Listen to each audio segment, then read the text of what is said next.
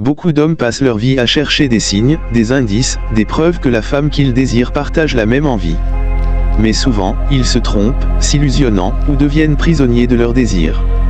Les stoïciens Marc Aurèle, Épictète, Sénèque n'ont jamais écrit de manuel de séduction. Mais ils ont écrit quelque chose d'encore plus puissant, des leçons sur la maîtrise de soi, sur la clarté du jugement, et sur la liberté intérieure. Aujourd'hui, je vais te dévoiler 10 signes subtils qu'une femme peut envoyer lorsqu'elle veut coucher avec toi. Mais nous allons les voir à travers un prisme unique, le regard stoïcien. Car il ne suffit pas de reconnaître un signe, il faut aussi savoir l'interpréter avec sagesse, sans devenir esclave de tes passions. Signe 1, le regard insistant et répété. Une femme qui te désire ne se contente pas d'un simple coup d'œil. Elle laisse son regard revenir, plus longtemps qu'il ne faudrait. Ses yeux cherchent les tiens, parfois avec un éclat particulier. Mais attention, Marc Aurèle disait, l'âme prend la couleur de ses pensées. Si ton esprit est obsédé par le désir, tu verras des signes partout, même là où il n'y en a pas. Le stoïcien observe, mais il garde la maîtrise de son interprétation. Signe 2, la proximité physique. Elle trouve des excuses pour être près de toi. Elle s'assoit juste à côté, réduit la distance quand elle parle, ou frôle ton bras par accident. Sénèque écrivait, ce n'est pas l'adversité qui nous trouble, mais l'opinion que nous en avons. De la même façon, ce n'est pas la proximité physique qui prouve tout, c'est l'interprétation que tu en donnes. Le sage ne saute pas aux conclusions, il accumule les observations. Signe 3, les rires trop faciles. Elle rit à des choses banales, parfois à ce qui n'est même pas drôle.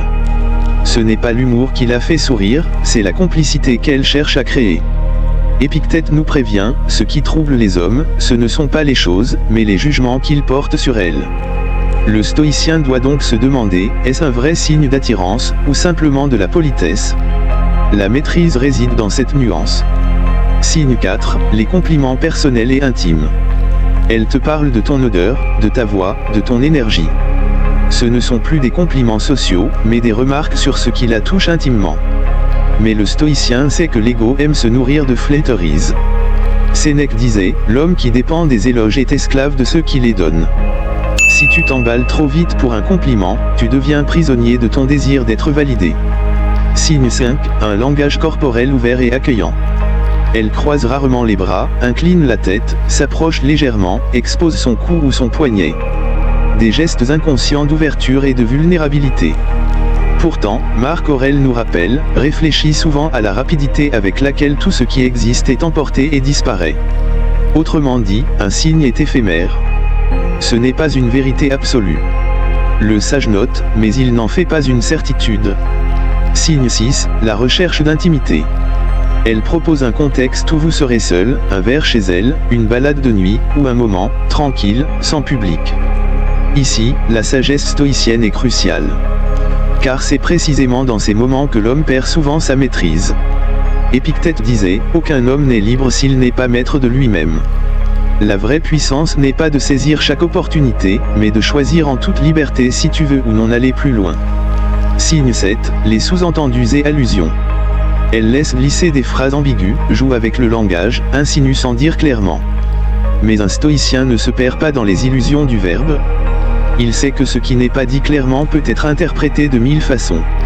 Le sage observe, mais ne fabrique pas ce qu'il espère entendre. Signe 8, le toucher prolongé. Sa main reste plus longtemps sur ton épaule, son étreinte dure une seconde de plus, ou son contact se répète sans raison. Ici, Sénèque nous met en garde, ce n'est pas parce que les désirs sont naturels qu'ils doivent nous dominer. L'homme qui se laisse entraîner par chaque frisson devient esclave de ses sens. Le sage ressent, mais reste maître.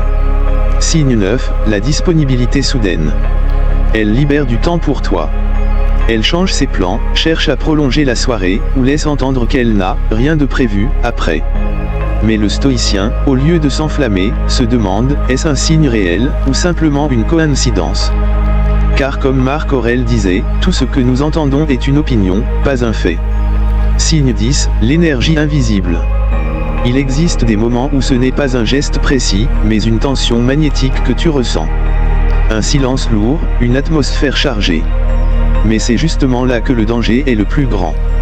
L'esprit projette, imagine, s'enflamme. Le stoïcien doit alors se rappeler, la liberté est le seul bien digne de l'homme. La vraie richesse n'est pas dans l'instant de passion, mais dans la capacité de choisir sans être dominé par son corps. Voilà, tu connais maintenant 10 signes subtils qu'une femme peut envoyer lorsqu'elle te désire. Mais retiens ceci, voir les signes, ce n'est rien, les comprendre avec clarté, c'est tout. Les stoïciens ne rejetaient pas le désir. Ils rejetaient l'esclavage au désir. La question n'est donc pas seulement, veut-elle de moi, mais surtout, suis-je libre de choisir ? Ou suis-je prisonnier de mes pulsions ? Marc Aurèle écrivait, tu auras beau courir après les plaisirs, tu ne trouveras jamais la liberté. Car la liberté, elle, naît de la maîtrise de soi. Alors, observe ces signes, comprends-les, mais ne perds jamais ta force intérieure. Car la vraie puissance n'est pas de posséder une femme, c'est de rester maître de toi-même, peu importe l'intensité du désir.